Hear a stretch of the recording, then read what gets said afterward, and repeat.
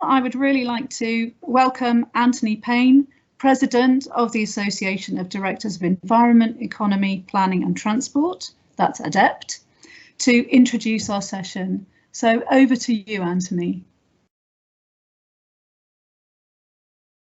Thank you, Louise. Thanks very much and welcome everybody. So I'm delighted to be here today with you all in my role as the President of ADEPT as part of the Blueprint Coalition, and privileged to be introducing the manifesto asks that have been put together. So ADEPT is one of 9 organisations that have developed this. It's now been signed up to 130 coalition supporters, and you'll hear from some of the organisations behind it as we go through the session. I think the good thing, or the really good thing about this is that it brings together the local government sector with academia and with environment groups, and we're asking for greater powers and increased funding to deliver climate action locally. And us working together is a real positive. If you're doing things alone, whatever sector you're in, that tends to mean you don't get so much done. So working collaboratively is a real positive. There's more people on this call who are experts in climate change than I am, but all of us know it's more crucial now than it's ever been. This is both in terms of addressing the actual challenges that climate change pose, but also the timing of this in advance of the next general election and the next parliamentary period, setting the framework for governments over the next 5 years. As mentioned earlier, the recently published annual progress report from the Climate Change Committee, the body that advises government, states they are less confident that the UK will meet its net zero targets than they were previously, and that it asks government to act urgently to correct the failures and the lack of progress as they see it, and reclaim our leadership as an UK reputation for climate leadership. And I think this needs to be seen against inflationary pressures and spending challenges. But however tempting it may be, we don't believe spending on this should be rolled back at all. That would be short-sighted, and therefore a real commitment is needed now as much as ever there has been. In terms of the manifesto asks that we put together, the headline ones, and there's 4 of those, are the recognition of the need for a place-based approach with adequate funding and support, the commitment to a genuine partnership with local authority leaders, a commitment to reform and devolve funding streams and increase flexibility to enable local authorities to act at scale and at pace, and that all further devolution deals should include ambitious plans for place-based climate actions to reduce climate emissions. And then if you go into a bit more detail, it talks about the need to invest in local carbon and climate resilient infrastructure, to support skills and retraining to accelerate the move to a net zero economy, to upgrade our existing homes to ensure they are fit for the future and ensure new housing is zero carbon, and policies to make it easier for people to walk, cycle, work remotely, etc. Now, in terms of ADEPT's continued work on this and our engagement nationally, we're really pleased to be participating in the local net zero forum. Those on the call may recall our former president Nigel Wrigler. He's involved in that, and Andy Gutherson is also the chair of our local adaptation advisory panel, and he will also be engaged. And we'll be working hard as an organisation or an association representative of place directors to pick up the scale and the pace of action that's needed.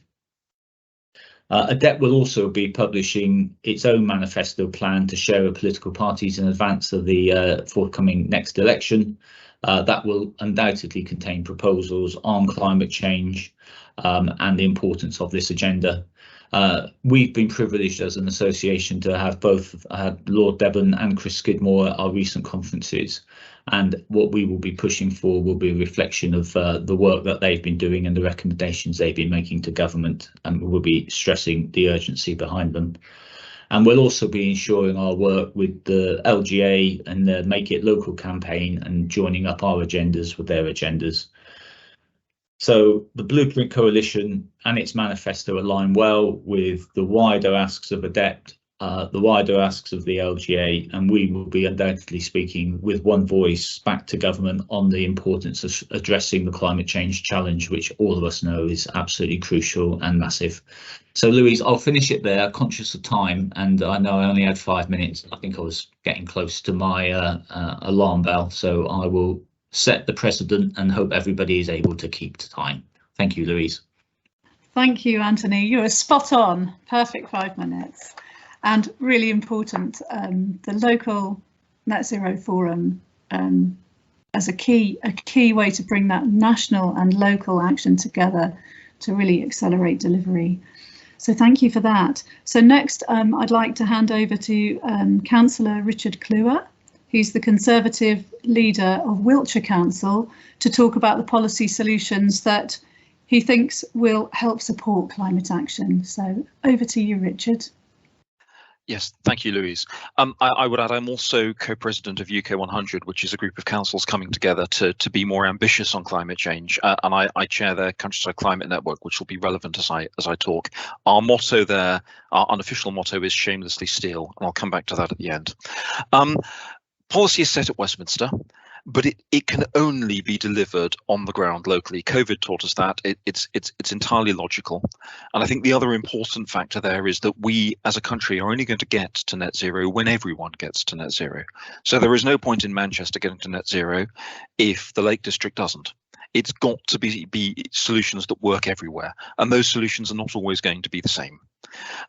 So when it comes to the policy, the framework we need, I think there are 2 points there.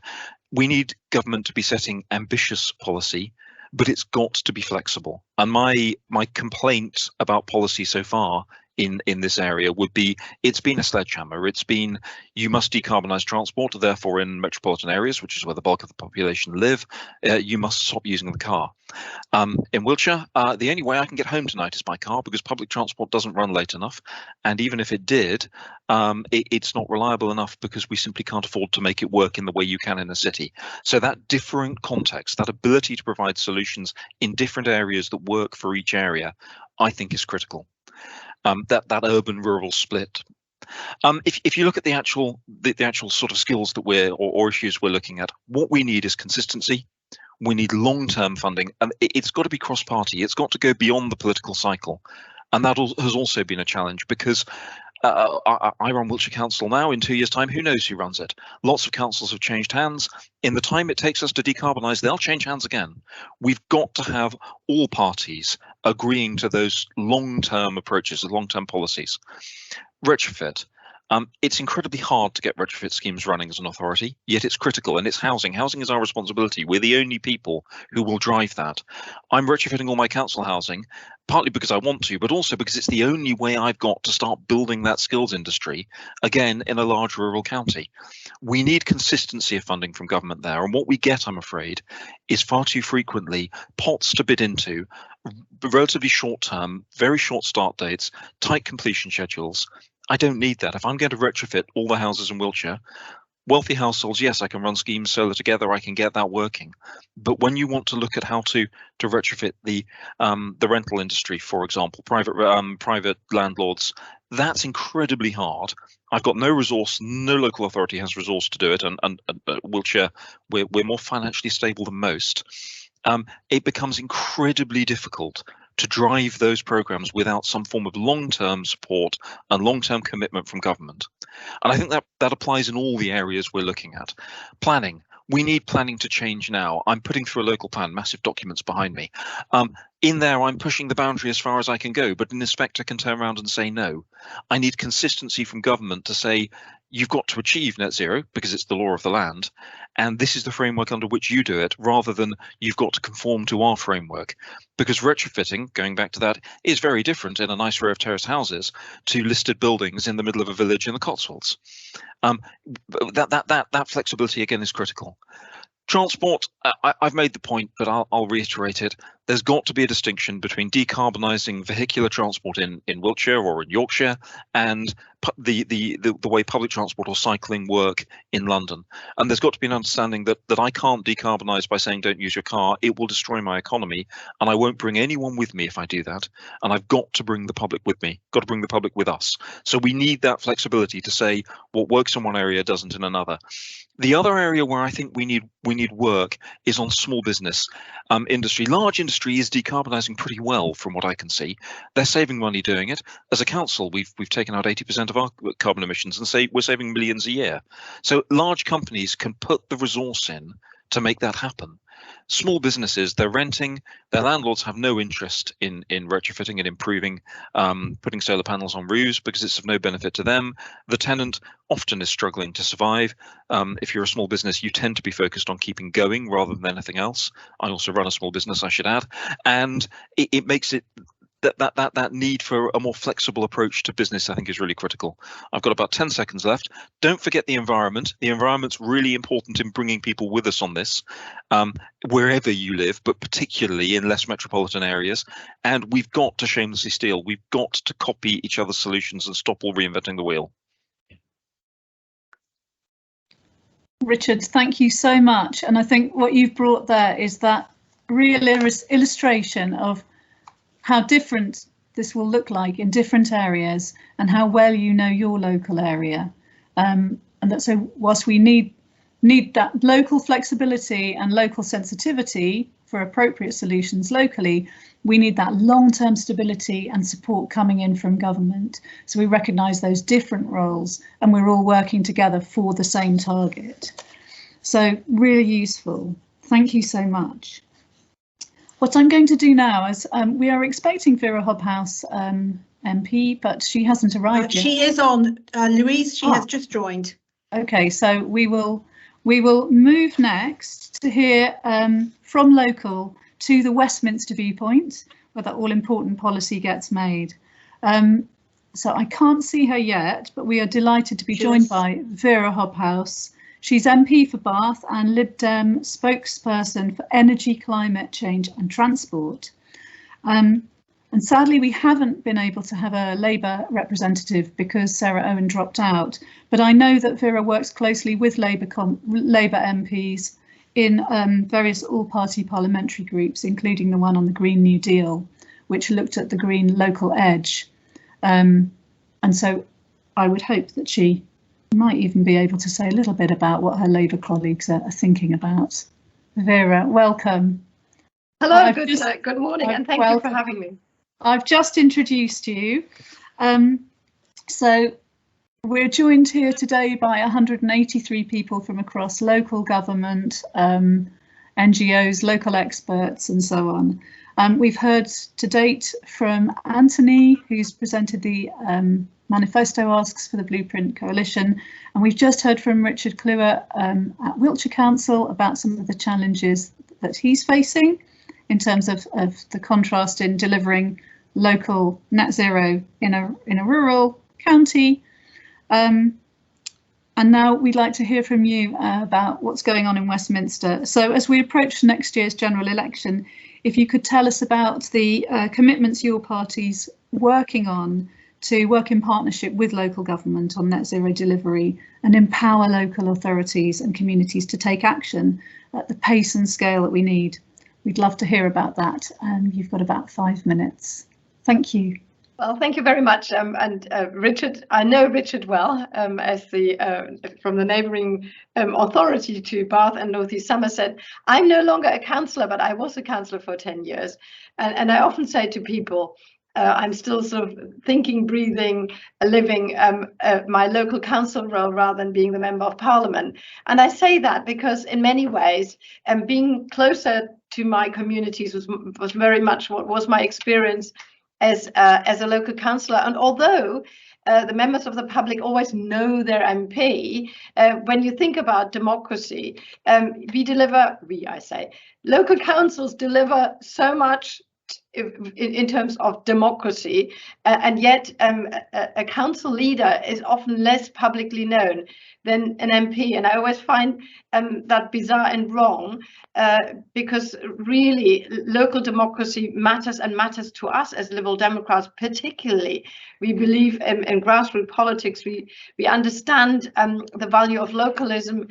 We have thought long and hard around where actually decisions making should sit. So let's say when we are talking about defence spending, maybe that is a national decision, but when it comes to where a yellow line should go, that is a community decision. Even maybe a centralised local council is too far removed in order to make certain decisions that are very close to a small community. And I often think we have to be very clear about where decision making sits at which level, and where the most local decisions are often the best. And when it comes to climate change, of course, there are several levels. It's a global issue.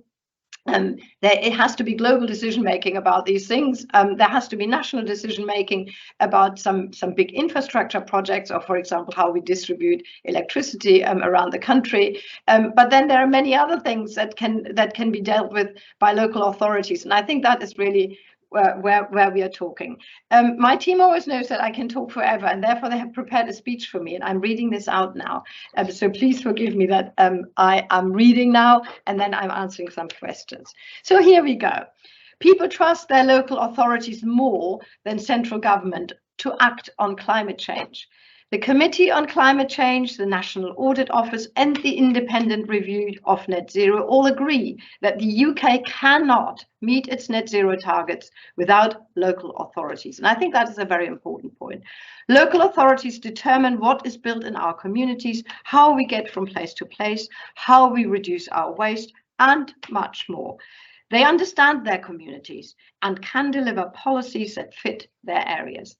We Liberal Democrats recognise the importance of community buy-in. We need to win hearts and minds to persuade people that net zero projects are good for their communities. Empowering local communities to deliver that is vital. Local authority spending power has fallen dramatically since 2015. Central government grants were cut by more than 40% over that period. Spending per person decreased in real terms for 79% of local authorities between 2015 and 2022. If local authorities have less money to spend, the climate action they can take is now more limited. Although I welcome the government's recent increase in local authority funding, it is far too late and it is not enough. The funding process from central government for net zero projects is obscure. Even the Department for Energy Security and Net Zero has admitted that it does not know how many grants there are. The competitive tendering process, where every local community and council rushes for a small amount of money, is completely inadequate for the enormous task of delivering net zero. And in a recent debate on this particular topic that I actually secured in Parliament, this was the main issue that we raised. The competitive tendering process costs local authorities a lot of money just in terms of resources of officers, and then only a small percentage of people can then access the money. So the whole process of granting money to local authorities for net zero project is complicated, it's too long, and it is costly. The grants that are given are also too rigid. Councils can end up with money for projects that are not right for their communities. For example, a council could receive money for additional bus lanes when increased bus services would be preferred. Net zero grants must be made far more flexible to allow local communities and local authorities to spend money on projects which work for them. My Bath constituency contains precious historic buildings and streetscapes. This is a blessing and a curse.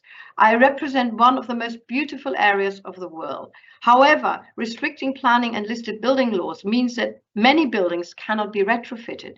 This leaves many buildings uninhabitable and many people with cold homes. National planning policy currently puts heritage concerns above climate concerns. That is counterproductive. Councils need to be able to retrofit properties and make them more energy efficient, or else many of these beautiful buildings will become uninhabitable.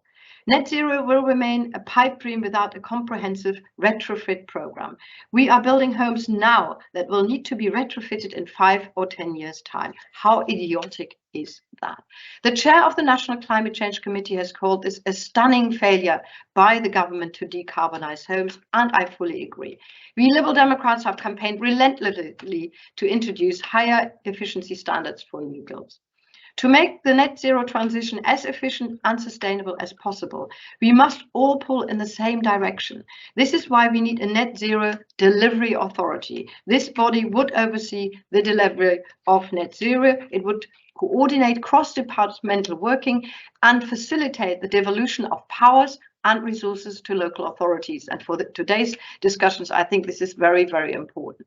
It would coordinate national and local strategies and provide information to central government about how projects can be delivered on the ground. So this is going to be one of my big things, a net zero delivery authority. We are lacking that, something that sits within or almost above national government, but which would coordinate a lot of net zero activities. So currently, it's very fraction, and we really need a way of making a process of what is best delivered at local authority level and how we are making that process easy and transparent. A net zero delivery authority would collaborate with local authorities and communities to engage with them on net zero. Climate projects would primarily be carried out by local actors, and the delivery authority would provide leadership and trustworthy information. We all need to grasp the scale of the net zero challenge. It is time that this government acknowledges the huge potential and ambition shown by local authorities up and down the country. Local authorities stand ready to do more to tackle the climate emergency, but often find themselves constrained by an over-centralised government. We must treat local councils as true partners in reaching net zero and provide them with the power and resources they need. Thank you very much, Wera. Really important that delivery body that is needed to bring together that national and local. I'm following the questions. We're capturing the questions from the question and answer section and from in the chat, and I can see quite a lot of heated discussion going on there about the car versus public transport, particularly in rural. So what I'm going to do is we've got 2 more speakers now, and then we'll take questions at the end and try and get through as many as possible. So next, I'd really like to introduce Miriam Turner, who is Co-Executive Director of Friends of the Earth, to talk about the reasons why Friends of the Earth are supporting the manifesto asks. Over to you, Miriam. Lovely, many thanks. Hello everyone, great pleasure to be here. Friends of the Earth is very proud to be a founding member of the Blueprint Coalition. Great to be with you all today. I really agree with what everyone else has said, so I'm thinking I'm going to change a bit what I was planning to say, because I think a lot of things have been covered already. But just quickly, kind of what do we know? We all know here that all of you are absolutely critical to the UK meeting our climate targets. It simply isn't going to happen without local authorities and local action. We all know that civil society working with local government organisations and researchers is the way that we'll have more impact and do that. And critically, we all know, and I'm sure some of the comments in the chat reflect this, we all know that we must involve communities and those people directly affected by policies landing in the development and implementation of those policies. All of us really care. People care about what's on their doorstep, right? We care about what we can see and experience every day, and that really matters to people. And if we don't do that, if we don't all work together and particularly bring communities into the conversation, we know that we won't have the legitimacy to follow through on any policy wins. We won't be able to kind of win the win. And if you look at what's happened in London and with Sadiq's office, I think that's a real example of that. And I think all those things that we know is why the work of everyone here and the work of the Blueprint Coalition is so absolutely crucial to what happens next on climate in this country. So it's just, yeah, it's wonderful to be here. A little bit about Friends of the Earth's work working alongside councils, and really echo what both Richard and Wera have said. So a big focus for Friends of the Earth over the past few years has been working with our local group network, which is really what's different and special about Friends of the Earth as an environmental campaigning organisation. Our local groups working alongside local councils, essentially on what next after declaring a climate emergency, which is an easy thing to say, and as you all know, a harder thing to respond to. So we've been working to develop flexible, locally applicable climate action plans. The majority of local councils have adopted climate action plans, and now we need to work together to make sure they're turned into ambitious action. So a few things that might be useful. I love your shamelessly steal phrase, or I always say kind of proudly found elsewhere, Richard. We have a bank of about 50 council case studies of really excellent work that's gone on kind of locally applicable in different areas. Somewhere actually our local groups have really helped with the delivery. You were talking about rural transport. We've got a great case study came to mind actually in Hope Valley in the Peak District, where our local group worked really collaboratively with many others and Derbyshire County Council to support on transport and active transport. So do take a look there, and maybe my colleague Sandra can put those case studies in. I really hope they're useful. So our action groups will keep kind of working alongside councils and pushing councils to do more, and also collaborating, and we are really there to be able to help reach out also to the wider community. So we know that despite all of our best intentions here, no local authority is acting yet, is able to act across all the areas where we know action's needed, nor at the pace and scale required. But here's the thing, I know you all know this, it just won't be able to happen until national government gives local government the support it needs to deliver. And that's why, as Friends of the Earth and alongside the Blueprint Coalition, we're calling on government to devolve the powers and the local funding down so that local authorities can truly deliver that. I'll end with just one specific example. A couple of you touched on the retrofitting piece. So example is this ask that over 10 years we need 60 billion to insulate, not just generically but crucially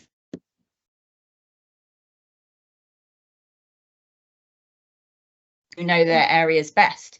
And we know that research shows local delivery is a far more cost-effective way to do that.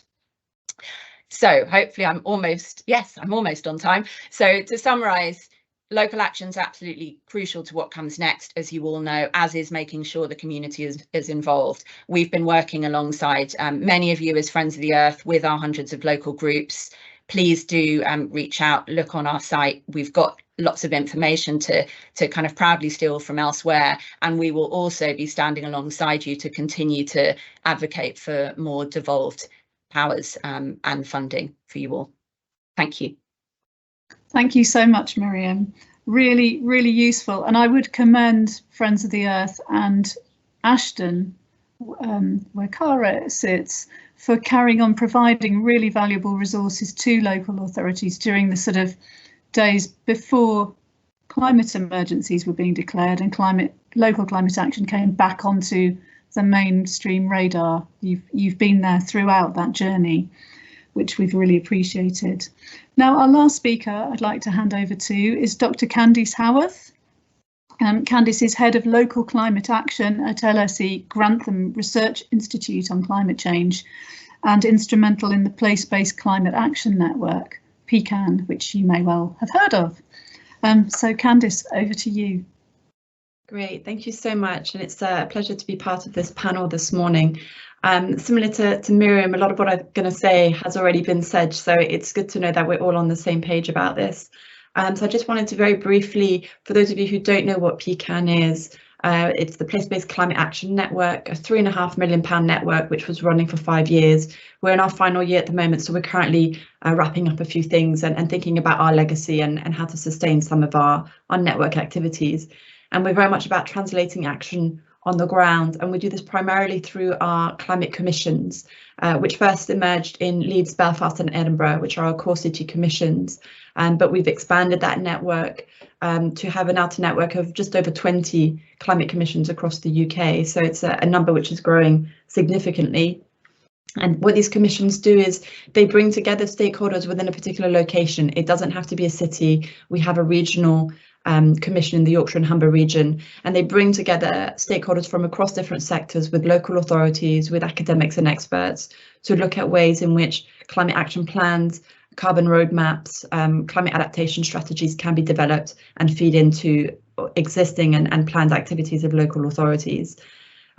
We ran a conference just under a month ago now, where we launched a pecan report, which has a set of recommendations in it which actually echo and mirror very closely the Blueprint Coalition asks. And in this conference, really what was coming out, which has already been mentioned quite a few times, is the importance of relationships and collaboration, and that delivering climate action at the local level can't be done without those long-term sustained relationships, and that is something that we've really been trying to foster across that we do, the work that we do. And I wanted to just make a quick comment on some of the things that have been said so far, and it's certainly something which has emerged from the work that we've done, which is when we talk about climate action and climate action targets, we tend to talk predominantly around mitigation and the reduction of emissions. So I really wanted to make a case for trying to consider adaptation as well, and preparing local authorities and the country for the risks and the impacts that we are already experiencing and we will be experiencing more, and how this needs to be embedded in these climate action plans.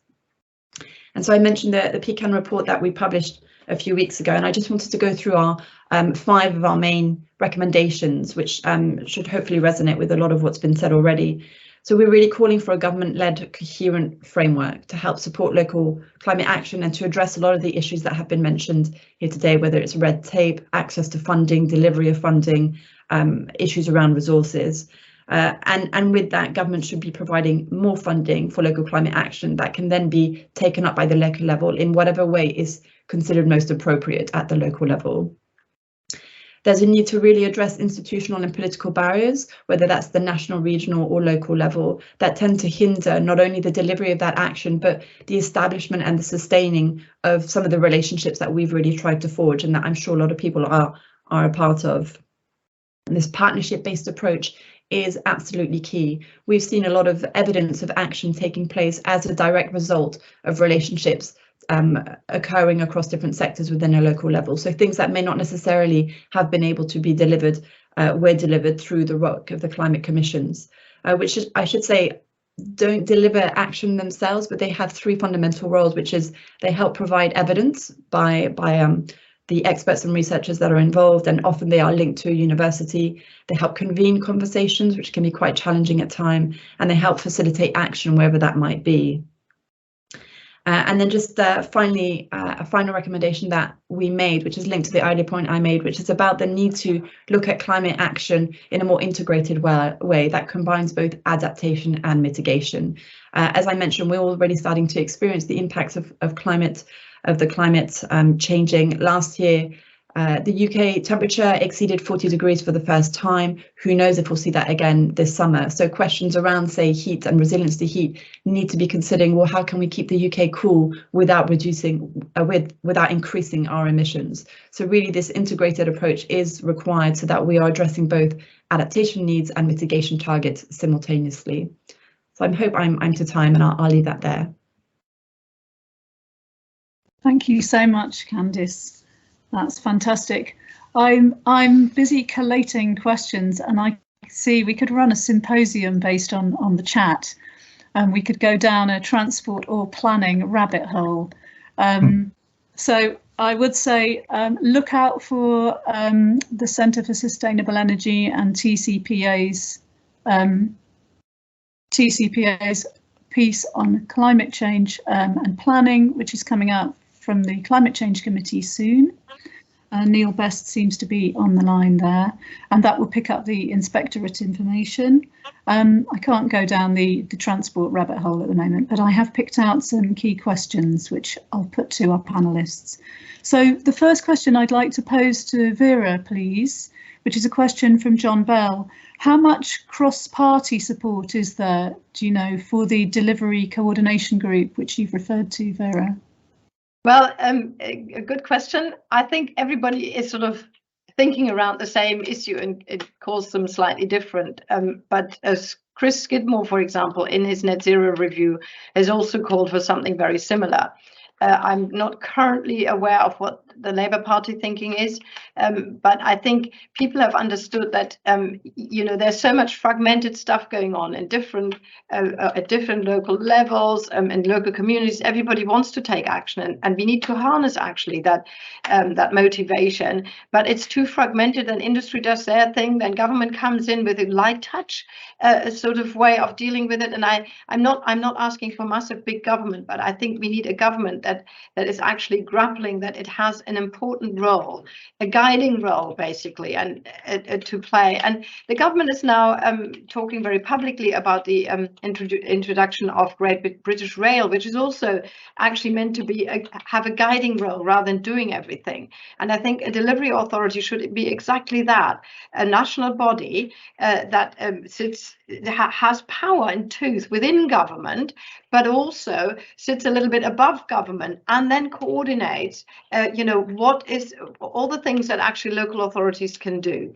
That's what I'm thinking about, and I'm calling it a net zero delivery authority. It was an idea that came out of a report that Policy Connect, a think tank, brought out a couple of years ago, 3 years ago, called Connecting the What. So it might be interesting for you to read that, where this idea had been developed, and I basically adopted it. So a lot of ideas are obviously created in a space of you know, think tanks and talking to people, and therefore I think nothing in this space is an absolutely super original idea. I don't pretend that I produce all these ideas in my head.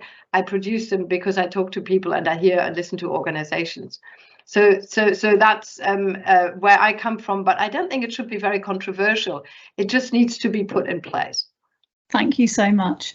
Richard, I could see your head nodding then, so I'd like to just bring you in on that, the piece about that greater coordination, and that speaks really to that ask for the recognition of a place-based approach with that adequate support and funding.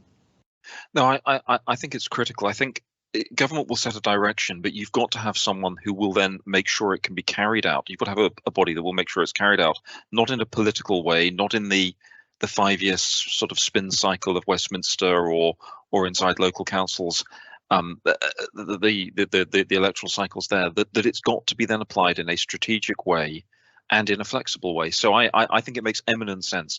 This is a critical issue for everyone. This isn't something that we can let become political knockabout. That Westminster needs to set the framework and then ask someone else to coordinate that. I think eminently sensible. Thanks, Richard. And yes, it also does speak to that need to get the local Net Zero Forum, which is the closest we come to something like this, to be much, much more effective.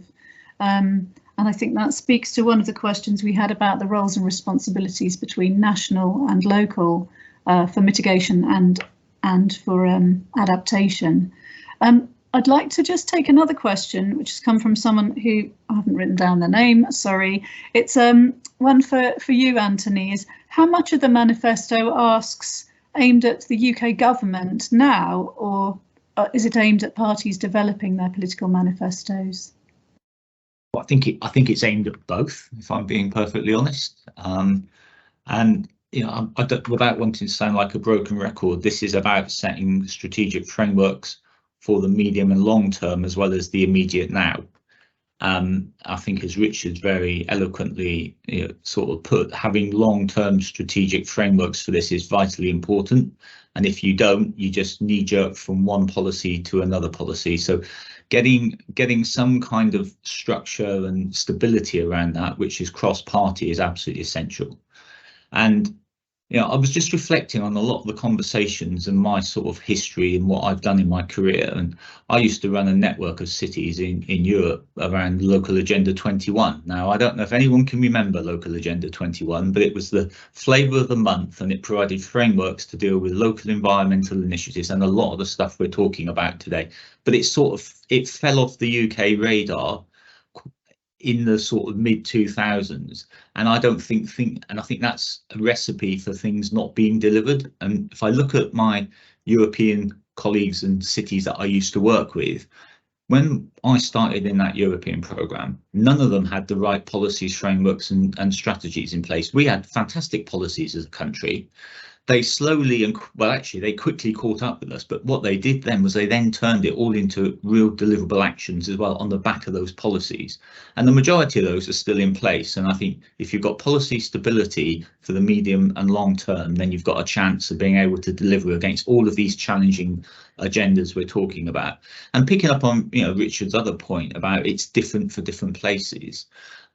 For a city, I agree we need certain policies and certain actions. I mean, just look at Plymouth, and we're going to have 350 EV charging public points in the next 3 years in place. We need 1,300 by 2030 if we stand a chance of delivering on the net zero carbon agenda for personal transport.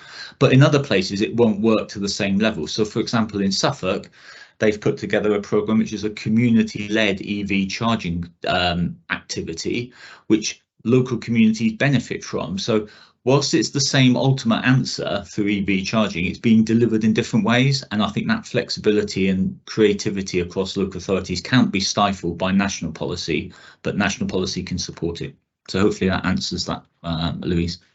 Thanks so much. My next question, I'm going to bring in Miriam and then go to Candice, and then I'm going to see how much time we've got to cover more questions. So Miriam, one for you. There's a question here about, do we need to change the way that we communicate climate change to enable greater engagement? The $64 million question. Yeah. Do you want me to say it again, or did you catch it? Yeah, no, I caught it. I mean, it's the perennial challenge, isn't it? I mean, my view is, despite what the Twitter sphere might say, and despite certain elements trying to kind of weaponize or turn all this stuff into a culture wars point, pretty much everyone wants to leave a better world for their children, or at least a world that's as good as it is now. I think we need to talk in plain language about things that matter to people. And sometimes we do that and sometimes we don't. But my view is actually people are out of touch with the level of public support. There's overwhelming public support for all of the stuff that all of you are working on and that all of us are talking about. We just need to make sure we speak in plain English about it, about a world, leaving a better world for our children, clean air and water. That's who doesn't want that. And of course, devil's in the detail, and the complexity of delivery is tough, and that's why I think it's critical to involve people, which is related to the communication piece. Bringing people into the conversations about what delivery will look like, what really matters for people, is absolutely crucial, rather than something just being imposed top down without people feeling that they've been involved in it. That's great, thanks Miriam. And I think that's been reflected. There's been some interesting pieces of work on local climate engagement, which is UK 100 we're involved with, I think Ashden, and also Involve and My Society. Vera, I'm going to bring Vera in. I'm aware, Candice, you're on the panel and I haven't come to you, and I will, because I've got a question up my sleeve for you. Vera, I'll take you, and then I'll bring my next question for Candice. Yeah, just very quickly. I think we all understand that a lot of the language around climate change is too complicated. Yeah, we talk about biodiversity when we could just talk about nature, and the EPC regime is just not understandable for people, and they don't know really what they can do and how they should go about making their homes more energy efficient. And what we have, and research has found, that as a as somebody to provide information. Local authorities are the most trusted source to help local people to actually get around certain things that they do not understand. And I think, again, local authorities can sort of do more about that trustworthy role that they play in order to help people along to know what they can do in terms of retrofitting, for example. So local authorities could do and proactively should do more, say, here we are, we can help you.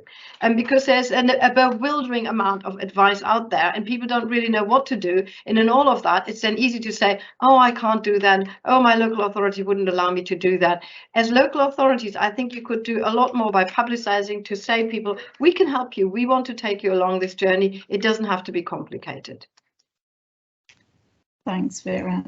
And it is fair to say, I think there's more and more work going on around this good engagement, as we see that just giving a little grant for short term, doing a bit of publicity, it doesn't give us the uptake as we've seen in the boiler upgrade scheme, as we've seen in retrofit schemes, that actually that bottom up face-to-face co-creation piece is really, really important.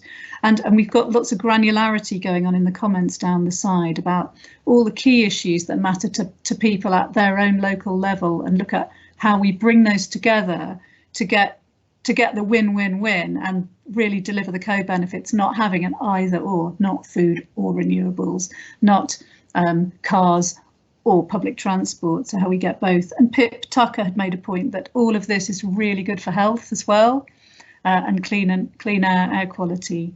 So Candice, I might be lobbing this one at you, so do say if you don't want this one. And I might bring the other local authority people in too, is Tom Broughton asks, would you recommend local authorities to commit resources and develop a local area energy plan? Is that a fair one for you, Candice? Thanks for that. I wanted to pick up on what's already been discussed about the communication. I think it's also linked to this. I actually did my PhD on climate communication and behaviour change. So I would say the communication piece is a really important one. People really need to understand what the issue is, what needs to be done, and what their role in this is.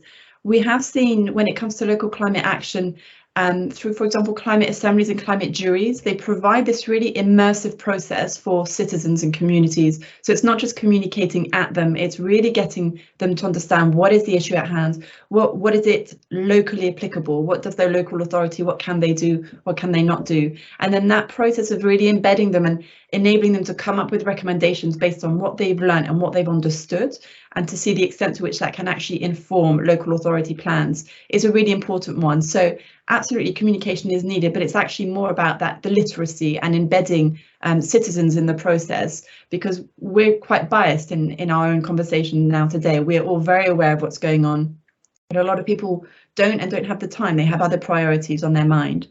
So I just wanted to say that about the communication piece. In terms of local area energy plans, I would say I do tend to get a sense that when it comes to not just the local scale, there is a lot going on. There are a lot of plans, a lot of networks, a lot of initiatives going on. And I think these are all effective ways to address multiple issues that are relevant to the local level. I think they need to be happening in a way that is integrated, in a way that aligns with other initiatives, other plans, other stakeholder needs, in a way that doesn't lead to issues, say, relating to maladaptation, where you might have a particular plan in place or network doing work on one particular issue without considerations for implications across different local policy areas.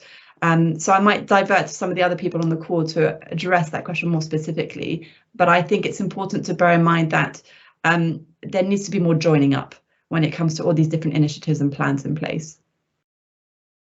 Thanks, Candice. I don't know, as the chair, whether I'm allowed to say something about it, but I'm the chair, so I'm going to. So yeah, I mean, in my climate change committee and the 6th carbon budget, local authorities and the 6th carbon budget report for climate change committee, I strongly supported local area energy plans as a way of bringing energy planning into the planning system as well. And so we can see them done, and then they produce some quite static information, and we've got more coming along with digital twins where we can have a plan that will last longer. But ultimately you end up with some information, but you still have to act on it and you still have to engage people on it. So we're seeing sort of community-led energy plans coming out of Oldham. And so this, I think that it's an iterative process. If you've got the money, it's worth doing, but really worth, I'd say, making sure you think about how it will get delivered at the end of the day, and how people are involved in it, not just a bit of technical modelling. Anthony, I've got one for you and for Richard, which is, do you have advice for a new unitary council on how to embed climate change mitigation and adaptation into that new council? Richard, do you want to go first? I'm happy either way. Goodness, there's a question. As a large unitary, hopefully as a large unitary, you're going to have better resource. You bear in mind, we're talking about councils as if they're one thing. I'm sitting here representing 500,000 people in an area the size of Luxembourg.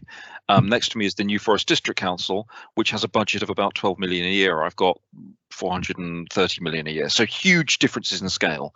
But as a large unitary, yes, you having a climate change team, not to go out there and drive, but to go out there and find the schemes, find the ways of engaging, find the programs that we can then use to engage with residents to spread that best practice, I think is really critical. Where you should, as a large unitary, be able to, or as a unitary, be able to really make a difference, and we're struggling, is in that strategic policy, transport policy, planning policy, housing policy. And I come back to the points I made at the start, and I won't reiterate them. We need that flexibility to say, this is our area, this is what works, this is the policy we set, rather than being told small villages are unsustainable, so you can't build houses in them, but all the old people living in the very expensive houses there suddenly need social care, so I've got people driving 12 miles each way to provide it. Yeah, I agree with that. I mean, I think the sort of lessons I've got is making it part and putting it in the heart of all your corporate priorities and policies. So make it your day job across the whole of the council.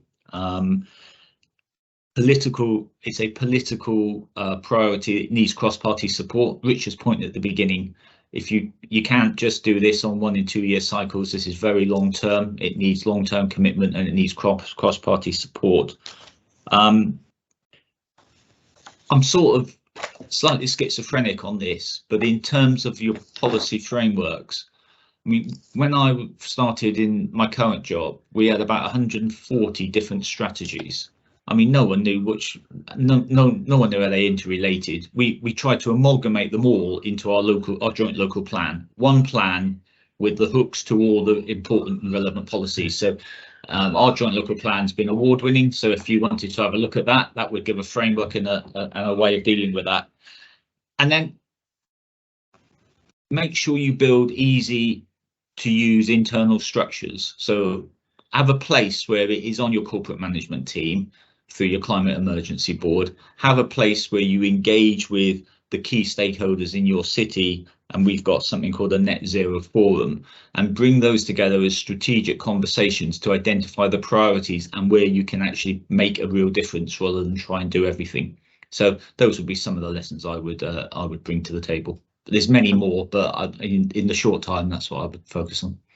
And sorry, Louise, I didn't answer very specifically. Whoever's asked the question, email me and I can put you in touch with the officers, or I can explain exactly how we have done it. So yeah. Yeah, likewise. Yeah. Nice. I can't remember. I've been hastily scribbling. It looks like I haven't been listening. I've been trying to collate questions.